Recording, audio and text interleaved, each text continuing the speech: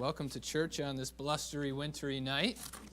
It's so good to be here. Don't look outside. That's all I'm saying. Don't look outside. Take your Bibles and turn to Matthew chapter 14. Matthew chapter 14.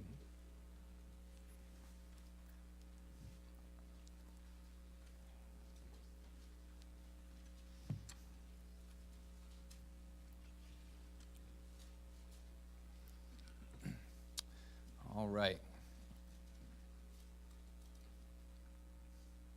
We'll go ahead and read the account and then begin with our message. Matthew chapter 14, verses 22 through 34. It says this, "And straightway Jesus constrained his disciples to get into a ship, and to go before him unto the other side, while he sent the multitudes away. And when he had sent the multitudes away, he went up into a mountain apart to pray. And when the evening was come, he was there alone. But the ship was now in the midst of the sea, tossed with waves, for the wind was contrary. And in the fourth watch of the night, Jesus went unto them, walking on the sea. And when the disciples saw him walking on the sea, they were troubled, saying, It is a spirit. And they cried out for fear. But straightway Jesus spake unto them, saying, Be of good cheer, it is I, be not afraid. And Peter answered him and said, Lord, if it be thou, bid me come unto thee on the water. And he said, Come. And when Peter was come down out of the ship, he walked on the water to go to Jesus. But when he saw the wind boisterous, he was afraid, and beginning to sink, he cried, saying, Lord, save me.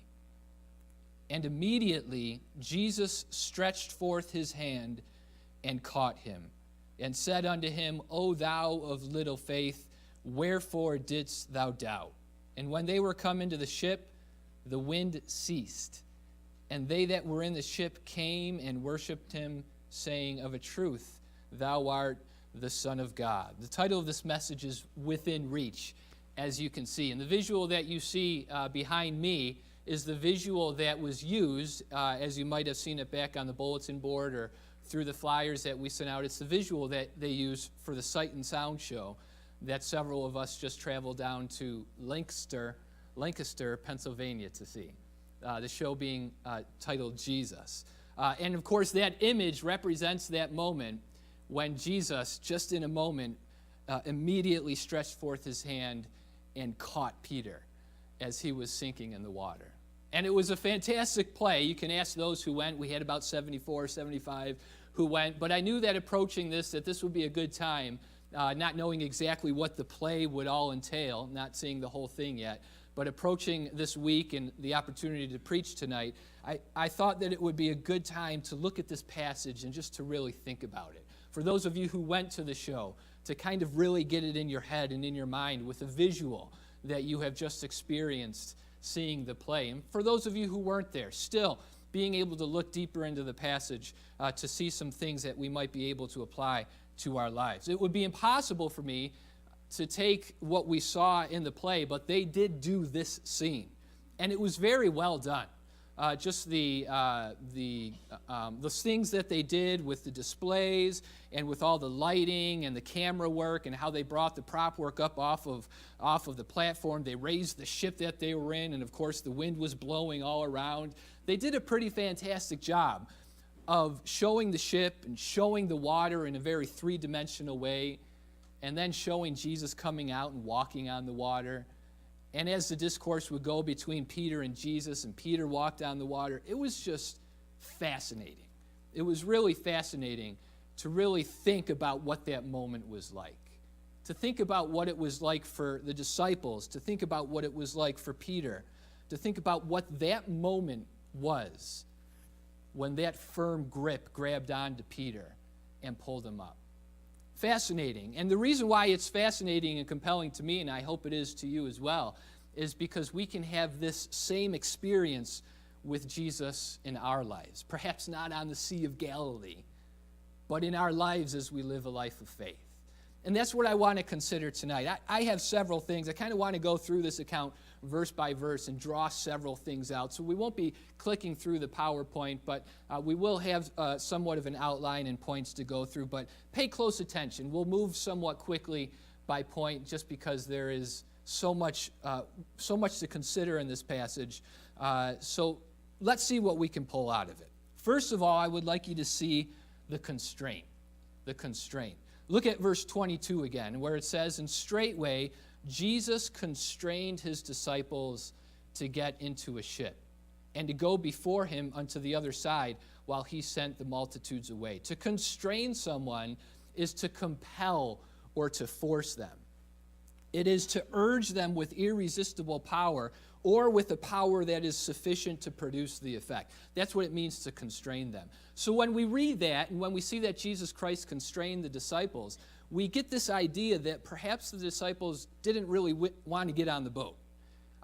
They didn't really want to go out onto the waters. He had to constrain them. He had to convince them. He had to compel them and urge them to get onto the ship. And I thought about why. I came up with perhaps 3 reasons why. Perhaps, first of all, because very simply, they didn't want to leave Jesus. That may be why. They had just gotten done experiencing the feeding of the 5,000 in a desert place of Bethsaida, and have seen wonderful miracles done. And of course, the multitude is there actually wanting to make Jesus king. And perhaps the disciples just didn't want to leave Jesus, maybe because they didn't want to miss anything that was happening, or perhaps because they felt safe with Jesus. Whatever the reason might be, perhaps they just didn't want to leave him. They wanted to be with him. If not that, maybe it's because they knew that the waters were rough and not ideal for rowing if they were going to go ahead and get into the ship. Now, these were fishermen, so of course they're very knowledgeable and they know what's going on when it comes to the environment of the sea and what it would be like to go out and to get into the ship. The interesting thing is that they were in a desert place belonging to the city of Bethsaida, and there are some that have different opinions about this, but if we just look at it, as the scripture says, the scriptures let us know that they were going to go over to Capernaum in other accounts. Bethsaida is only 6 miles, approximately 6 miles, away from Capernaum. And now, depending on where they were, perhaps they were on the other side of Bethsaida, a desert place of Bethsaida, is what the accounts say. They were very close. Perhaps they looked at the waters and they saw how rough they were, and it wasn't very conducive to actually get into a boat. And perhaps they knew what was ahead as we read through the account and we discover it ourselves. And maybe it just didn't make sense to them. Why would we get in the boat? Maybe thirdly, that was my third thought, perhaps they thought it just wasn't necessary. Why not just walk over to Capernaum? Why not just take the 6-mile trek on foot? I don't know. I don't know why, but Jesus had to compel them to perhaps do something that they did not want to do. To compel them to experience something that they did not want to experience. I want you to take your Bibles and turn over to Psalms chapter 107. Psalms chapter 107. I've always coupled this passage in Psalms 107 with the account of Jesus walking on the water. And really any account where there's the boisterous and windy seas that are happening. But this is just a fantastic chapter. It's one of my favorite chapters in the book of Psalms. When you finish the chapter out, it says, "Whoso is wise and will observe these things, even they shall understand the loving kindness of the Lord." Perhaps one of the attributes that we think very little of when it comes to the Lord. But I want you to read this. I think Jesus knew that this account was very true in Psalms chapter 107. And that he was setting Peter and the disciples up for something that he knew would be invaluable to them. That it would be worth for them to experience. Look at what it says in verse 23 in Psalms chapter 107. "They that go down to the sea in ships, that do business in great waters, these see the works of the Lord, and his wonders in the deep. For he commandeth and raiseth the stormy wind, which lifteth up the waves thereof. They mount up to the heaven. They go down again to the depths. Their soul is melted because of trouble. They reel to and fro and stagger like a drunken man and are at their wits' end. Then they cry unto the Lord in their trouble, and he bringeth them out of their distresses. Doesn't that sound like the account that we just read in Matthew chapter 14? It's almost like you could take those verses and put them side by side with what they experience. And I have no doubt that Jesus knew why he was compelling Peter and the disciples to get into a ship that perhaps they did not need to get into, other than for the fact that Jesus knew that they had something that they needed to experience and something that they needed to learn. But it says in verse 29, he maketh the storm a calm, so that the waves thereof are still. Then are they glad because they be quiet. So he bringeth them unto their desired haven. Oh, that men would praise the Lord for his goodness and for his wonderful works to the children of men. Let them exalt him also in the congregation of the people and praise him in the assembly of the elders. I believe very strongly that Jesus Christ knew that he would be able to reveal himself as God to them through this experience on the sea. And we're not focusing on that tonight, but if you go back to Matthew chapter 14,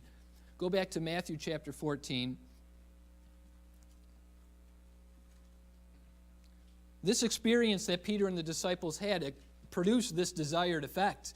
Because when you look at verse 33, the final verse that we read, after the wind ceased, after Jesus and Peter were back in the boat, it says, then they that were in the ship came and worshipped him, saying, of a truth, thou art the Son of God. If those disciples had any doubt that Jesus Christ was the Son of God before this experience, it appears as though they had no doubt that he was the Son of God after this experience. And the lesson to learn here is that if the disciples refused Jesus' constraint, if the disciples were stubborn, and if they stood their ground and stood firm and said, no, we're not getting on that ship, then they would never have experienced this life-changing moment that convinced them that he was the Son of God. But then it goes even deeper for Peter, because I think this is the second reason why Jesus wanted them to get onto the ship. The second reason is because, and this is where I get the title of the message, is because I think that Jesus wanted to make sure that Peter stayed within reach. And that's exactly what happened when Peter got out onto the water. He stayed within reach of Jesus. The interesting in this account is that he had to leave Jesus in order to get closer to him. He had to go out into the sea, and he had to do those things that God was compelling him, Jesus was compelling him to do. And we experience similar circumstances in our life as well. We are constrained to experience circumstances and moments in our life that we very simply just don't want to have to experience. We want nothing to do with them. Perhaps because it gets us out of our comfort zone. Maybe spiritually speaking, gets us out of our comfort zone in the seats that we sit in on Sundays and Wednesdays, and forces us to go out and to minister and to serve in places that we just aren't comfortable and steady in. Or perhaps because we look out there and we look at what God is compelling us and constraining us to experience, and we see the murky and the rough and the windy waters ahead. And we just don't want to have to go through that. We just don't. Or perhaps even we think we know better, and we just think it's unnecessary. Well, I don't want to experience that, God. I don't need it. My faith is already strong. I'm already firm in my faith. I already believe that you're the Son of God. Whatever the circumstances might be, there are moments that we experience where God constrains us to get into the ship. And we have to make a decision. There's someone else who God compelled to get into a ship. Do you remember who that is in the Old Testament? Jonah. The only problem is he got in the wrong ship, and he went somewhere else. And we know what happened to him. We know how the story goes. But when God compels us, when he constrains us to venture out into a life of circumstances that we want nothing to do with, you know what it would be in our best interest to do? Is to just get on the ship. It's to follow God's leading in our lives, even if we don't like it. The sad fact of the matter is sometimes there's just nothing we can do about it. Sometimes we have a choice to get on the ship. Sometimes we are picked up and we are thrown on the ship, kicking and screaming. And in those circumstances, I encourage you, when you are thrown on the ship, just trust God. Put your faith in Him. He knows what's ahead, and He has something to show you. Next, I'd like you to see this in verse 24. I'd like you to see the conflict. The conflict. But the ship was now in the midst of the sea, tossed with waves, for the wind was contrary. Life does not always go the way that we would like. Can I get a witness? If you didn't experience that yesterday, perhaps you experienced that last week or within the last month. Sometimes life just goes in the opposite direction than what we want. And this is what the disciples experienced. The disciples experienced this intense moment where they got in the ship, and where all of a sudden, if it wasn't already happening, the wind was blowing, the waves were rising, and all of a sudden, they wanted to go to Capernaum, but the waters were going back towards Bethsaida. The wind was contrary to them. And they started rowing, and they started rowing harder and harder, trying to make progress. And even though they had only about 6 miles to go, they found that they were doing nothing but toiling in the wind and making hardly any progress. Life doesn't always go the way that we would like it to go. It can be full of blue sky, sunny days that I love, but it can be full of the windy and stormy days that so many of us despise and hate. And we long to get off of this earth into paradise because of that. The Bible says in John chapter 6, verse 19, so when they had rowed about 5 and 20 or 30 furlongs, that's when they saw Jesus walking on the water. 5 and 20 or 25 or 30 furlongs, that is approximately 3.1 to 3.8 miles. That is how far they were able to row until they got to the point where they realized that they just couldn't go any further. That's what the storm brought them. And that's what life feels like sometimes. We love to go vacationing up in Fish Creek Ponds up in the Adirondacks. Our favorite place to go as a family. One of our favorite things to do while we're there is to go from Rolling Ponds back to Fish Creek on our own canoe trip, our own kayaking trip. Now, I meant to ask Alicia, but Alicia, do you know how far that is? 4 miles? It's about a 4-mile trek, and it's beautiful. It goes through all the back channels of the lakes, and there are picnic spots all along the way. You can take a nice picnic with you and get off. It's just a beautiful thing. Well, most of it's back within these channels. If you've ever done any canoeing or kayaking, the best place to reach when it's really windy or gusty out is to get into those channels where all the trees are just kind of blocking all that wind so that you can have that smooth sailing. Well, when you get towards the end of this 4-mile canoe trip, it opens up into Fish Creek Ponds, and it is wide open. And on a couple of occasions when we have done this before, that wind is blowing.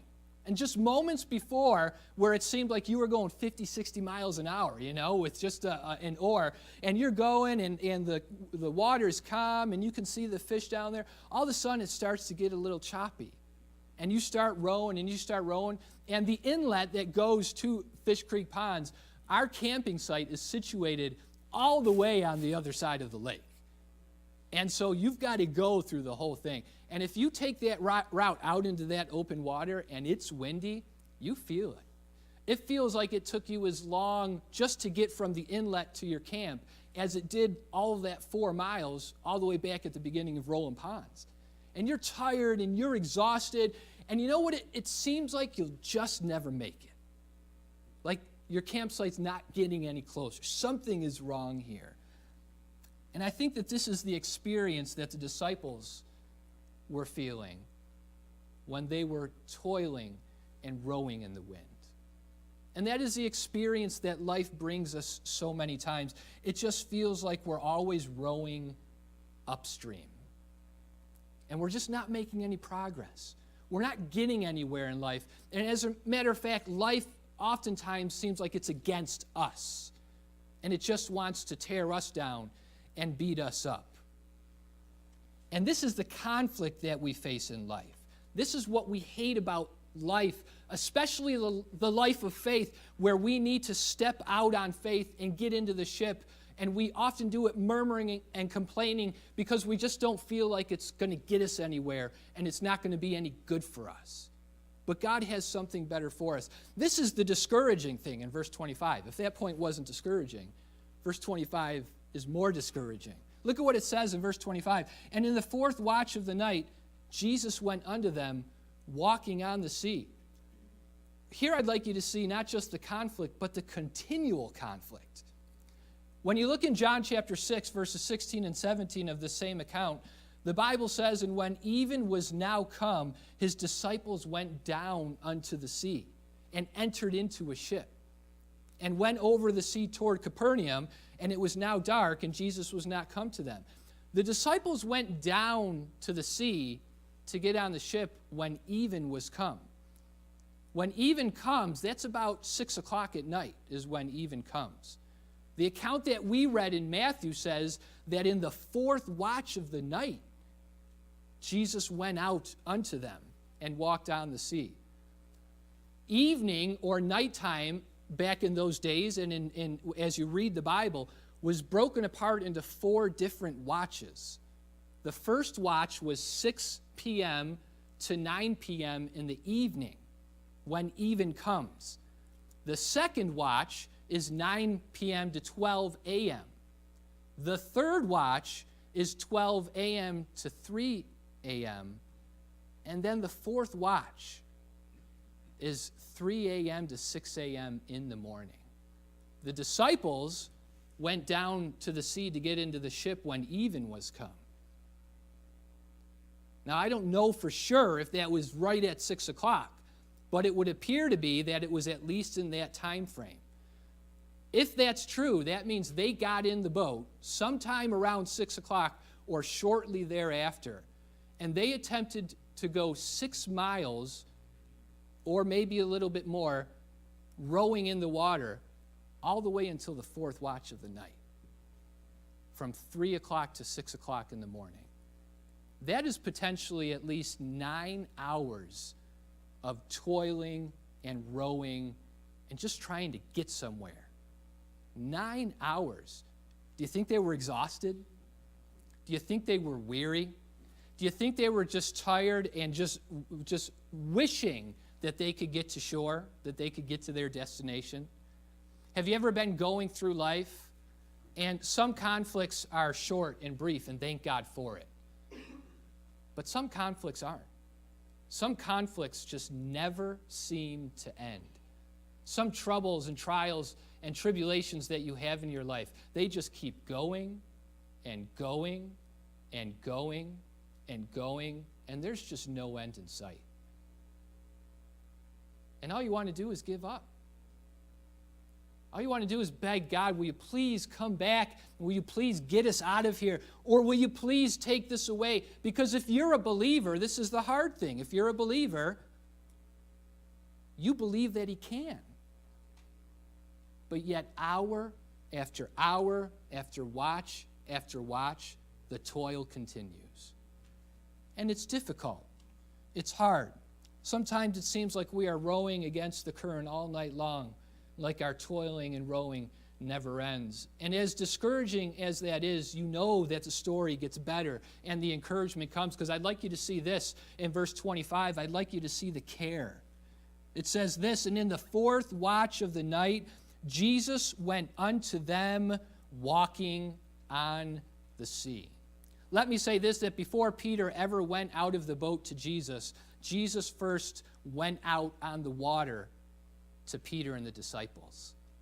And that should mean something to us. And Mark chapter 6, verse 48, Mark's account of this even gives us a little bit more insight. I want you to turn over to Mark 6, and I want you to see this one. Mark chapter 6. Mark chapter 6.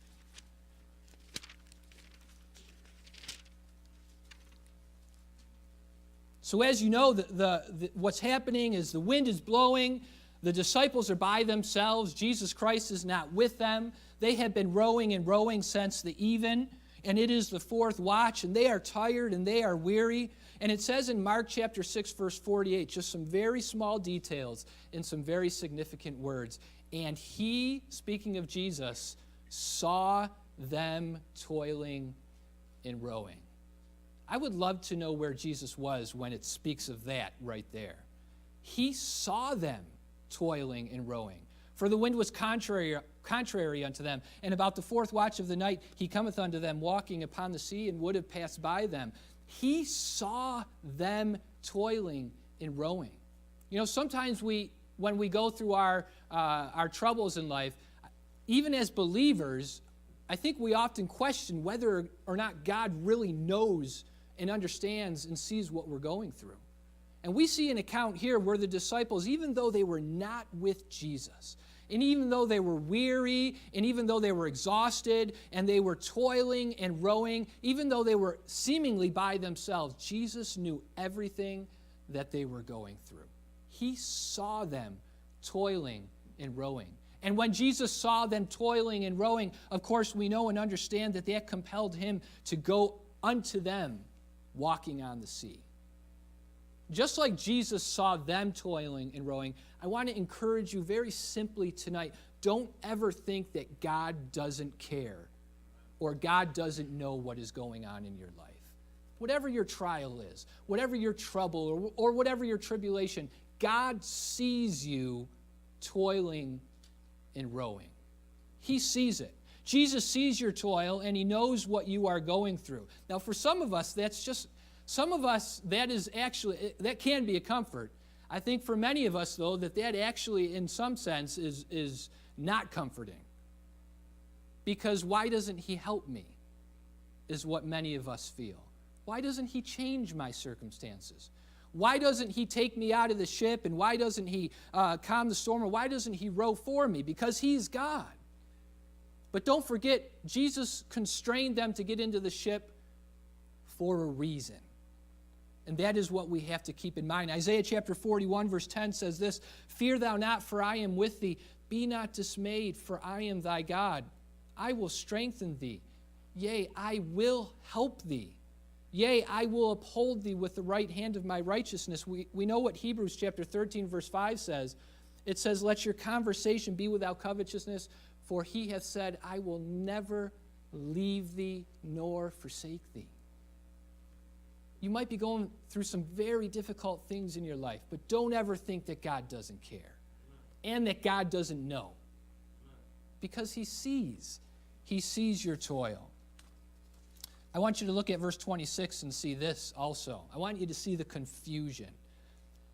Because even like I just said, that even though some of us hear that Jesus sees us, we get a little bit confused because it says in verse 26, when the disciples saw him walking on the sea, they were troubled, saying, "It is a spirit," and they cried out for fear. Now, there's some very obvious reasons why the disciples didn't recognize Jesus, but the truth of the matter is this, is that in the midst of the storm, in the midst of the wind blowing and the waves rising up, and of course in this never-seen-before sight of somebody actually walking on the water, the disciples were looking at Jesus, the one that they never wanted to leave in the first place, and they didn't even recognize that it was him. As a matter of fact, this sight of Jesus confused them and caused them to be afraid. And so it happens in our life that sometimes it is difficult to see clearly when we are in the midst of the storm. As believers, we have so many opportunities to see God work in our lives. But when we get consumed by the winds, and when we get consumed by the waves and the toil and the exhaustion that we experience just trying to row to get to land, we often get confused when God brings a miracle or a blessing in our lives and don't even recognize it. And we stay within ourselves. Sometimes Jesus is working miracles in our lives right in front of our eyes, but we are too distracted by the storm to see it. And that is what we need to avoid at all costs. Because as we continue looking through this and as we continue reading this account, we know that the closer you get to Jesus, the safer you are in the storm. So what I'm saying is, when you're in the midst of the storm, when the winds are blowing, just like it was surrounding the disciples, this is what I'm saying: look for Jesus. Look for him. Look for him around every corner. Because if you're not expecting him, if you're not looking for him, perhaps when the miracle pops up right in front of your eyes, the blessing, the help, the strength, perhaps you won't see it. Perhaps you'll miss it because of what's going on around you. Don't be afraid, because this is the potential that we have. Look with me in verse 27. I want you to see the cheer, which comes right after the confusion. And the reason why it comes is because it says in verse 27, "But straightway Jesus spake unto them, saying, Be of good cheer. It is I. Be not afraid." Be of good cheer. It is I. Be not afraid. It's a beautiful word in such an intense circumstance. Don't forget, keep yourself within the moment. The waves are still rising. The wind is still blowing. There's confusion. There's fear. There's a spirit out on the water. And you know what Jesus tells them? As they are toiling and they're exhausted, and the sweat and the rain mixes together as it drips from their faces and their heads, and their muscles are probably, spasming. You know what Jesus tells them? Hey, be of good cheer. Really? In the middle of this, you want me to be of good cheer? You know what the word cheer means? It means this: a state of gladness or joy. And it even goes beyond that, a state of animation above gloom and depression. This is what Jesus is telling them. He's telling the disciples, listen, take your eyes off of what's going on around you. Look at me. It is me. It is I. Be of good cheer, because I am here with you. All because of Jesus. It's such a simple lesson that even in the midst of the storm, we can find gladness and joy when we find Jesus. It's so simple. But you know what it takes? It takes faith. It takes faith and focus to take our eyes and our mind off of the trials and the troubles and the circumstances of life and to put them on Jesus and to find all of our satisfaction in him. But you know what? When we do that, we can have all of the cheer, the joy, and the gladness that we need because we found him. Look at verses 28 and 29 with me. I want you to see the call. The call. And Peter answered him and said, Lord, if it be thou, bid me come unto thee on the water. And he said, Come. And when Peter was come down out of the ship, he walked on the water to go to Jesus. There's a couple things that I want you to notice here very quickly. The one is a little difficult, because in order to get to Jesus, you know what Peter had to do? Now don't forget, don't miss the circumstances. Don't miss the surroundings. The wind is blowing. They are toiling. They are tired. And in that moment of confusion and in that moment of hardship and trial, Peter had to put himself in an even more vulnerable position to get within Jesus' reach. Peter had to actually look at the circumstances and say, I don't like this. This is awful. And then he had to look at what was ahead, and he had to say to himself, maybe this isn't so bad here, because that's worse. But if I want to get closer to Jesus, then I have to go out further. I have to go out deeper into the storm. I have to actually remove the safety nets and the ships and the comfort of my life even more than what Jesus has already constrained me to do in order to get closer to him. Now, who in their right mind would want to do that? What motivation would we have to go from one awful circumstance to a circumstance that was even worse? What motivation would we have? You know what that is that's maybe taking a step of faith where you just don't know what the future will hold, but you're just going to have to trust in God. That might mean saying, I hate this illness, but I'm okay if it lasts me the rest of my life. You know, it's sometimes illness is okay when we know that there's an out, there's an end.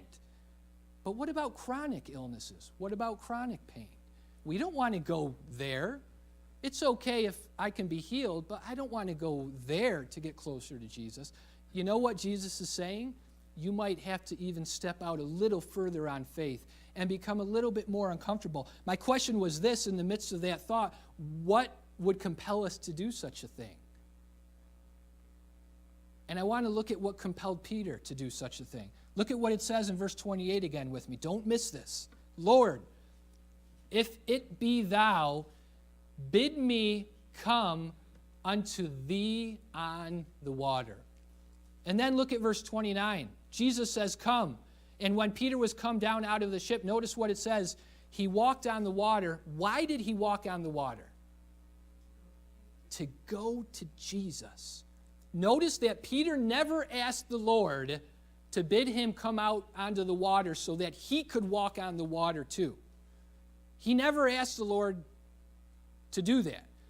He said, bid me come out onto the water to thee. And then when Jesus said, come, he got out on the water to go to Jesus. It wasn't this awesome experience that Peter viewed and saw Jesus doing where, hey, I want to walk on the water too. Wouldn't that be cool? I mean, could you imagine stepping outside of that boat? And I don't know how it happened. It just doesn't make any real sense. Whether maybe every time he put his foot down, maybe the water froze underneath his foot or something, and that's how he actually was able to walk on the water. Or, how with the winds and the waves blowing, was it an up and down walk? Or was it a straight path, maybe a little parting of the water? Could you imagine experiencing that moment? Some Christians, they just want to live the Christian life just so that they can have those out-of-this-world fascinating experiences. They want to come to church just so that they can kind of be part of the excitement, part of the fun. Some of them go through the circumstances in life. They do what they do. They answer the call so that they can have those just booming numbers to report back about and have this great testimony and maybe have that status of being accomplished and successful in the Christian life. That's the wrong motivation. It's the wrong motivation. You know why we should be willing to get in the ship in the first place and then step out onto the water? It's to get closer to Jesus. Turn your eyes upon Jesus. Look full in his wonderful face, and the things of earth will grow strangely dim in the light of his glory and grace. Peter's motivation for going out on the water was not to walk on the water, but it was to go to Jesus. I wonder, are you interested in going to Jesus tonight? Look at verse 30. Only 3 more verses to look at here. Verse 30, I want you to see the concern. So Peter steps out onto the water and he begins that amazing journey and takes those steps. And he gets farther away from the boat and he gets closer to Jesus. And somewhere in the middle of that time frame, it says this, but when he saw the wind boisterous, he was afraid. And beginning to sink, he cried, saying, Lord, save me. The closer that Peter got to Jesus, the more vulnerable he became. The more intense the winds and the waves appeared to him as he was surrounded by them. And Peter, who was this tremendous man, even though he had some faults, we look at Paul as being the epitome of being what a Christian should be like. But Peter isn't too far behind when you really look at what he accomplished in life. And even such a great man as Peter, the closer he got to Jesus, the more vulnerable he became and started to sink. What I'm saying is that the more that you try to serve the Lord, the closer you get to him, the greater you try to increase your faith. Don't be surprised if the trials and the troubles and the tribulations get more and more difficult. Don't be surprised if the waves and the wind seems to mount higher and higher and you seem more and more vulnerable. Because God will ask you, He will constrain you to step out on faith to do things that you will never be able to accomplish on your own. Peter could never have walked on the water if Jesus didn't bid him to come. And God's going to ask you to do things in life that, quite honestly, if you try to do them in your own power, you're going to fall flat on your face and you're going to sink under the water. And we need to realize this, because when that happens, when we realize that we have reached such a place in our lives where we're not going to survive on our own strength, we're not going to survive on our own ability and on our own power. I want you to see in verse 30 what Peter did. I want you to see the cry. When he saw the wind boisterous, he was afraid. And beginning to sink, he cried, saying, "Lord, save me." Jesus, or Peter's first impulse when he was at his wit's end, like we read about over there in Psalms chapter 107. After all the toiling, after all the constraining, after all the wind and the waves, after all of that, and at that moment when he started to sink, Peter's first impulse, and it was the right impulse, was to cry out to Jesus and say, "Lord, save me." What's the lesson to learn? When you are at your wit's end, fall on your knees and cry out to Jesus. Pour out your heart to God. He's a refuge for us, Psalm says. Pour your heart out to Him and ask Him to save you. I can only give you the message tonight. I thought about this because I know that so many are toiling and are in so much trouble, and you are out on the water. And you feel like you're sinking, and perhaps you are. And the difficulty about this message is, even as a preacher, boy, I hope God saves you. You know what I mean? Boy, I hope God does save you. But you know what? That's not my responsibility. What I am here to do tonight is to tell you to call out for Jesus and let Him prove Himself to you, to be able to do what is necessary. Call out to Jesus. No matter what happens, call out to Jesus. No matter if you see help anywhere else, and perhaps there is help elsewhere, call out to Jesus first. Call out to Him, ask Him to save you, ask Him to help you get as close as you can to Jesus Christ. And then it ends like this in verse 31 with the catch. My favorite part, if I could experience any moment in this story, it would be in verse 31. Notice what it says, "And immediately Jesus stretched forth His hand and caught him, and said unto him, O thou of little faith, wherefore didst thou doubt?" Now those are some harsh words, but this is what I want you to notice. That when Peter took his eyes off Jesus and became afraid of the boisterous wind, he was as close to Jesus as he could possibly be. Closer than all the other disciples. You know how close Peter was? He was within reach. He was within reach to Jesus, so that when he cried out and said, "Lord, save me," immediately all Jesus had to do was reach forth his hand and pull Peter up. Could you imagine being that close to Jesus? Could you imagine that? You know, I would like to feel the water underneath my feet, walking on the water. I think that would be pretty neat. I would even, in some sense, like to see just the grandness of what was going on around me. Maybe in the ship or as I was walking on the water. But you know what one moment I would love to experience? I would love to experience that hand reaching down and grabbing my hand and feeling that very firm, very capable, very sufficient grip just touch me and grab me and pull me up. That's the one moment that I would love to experience more than any other. Because you know what this story tells me? That even when I'm sinking, that if I'm as close to Jesus as I can, if I'm looking for him no matter where I am, if I'm getting into this book, this Bible, reading it and searching for Jesus and learning of him, if I'm coming to church so that I can hear from Jesus and worshiping him, and if I'm going out there and into the deep waters so that I can see the works of the Lord, I know that if I'm just within his reach, that even if I'm sinking, all I have to do is cry out to him so that he can reach down and pull me up. That moment that you see right above us. Life is not easy, but I'll tell you this, as a Christian, as a believer, that if you stay within reach of Jesus Christ, which may require you to get onto the ship and then to step off of the ship and to walk on the water, if you're within his reach, it doesn't matter what is happening in your life, he will always be able to hear your cry and immediately reach down and save you and pull you up.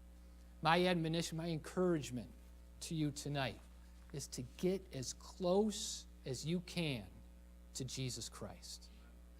Get as close as you can to him and stay within reach. Let's stand for prayer.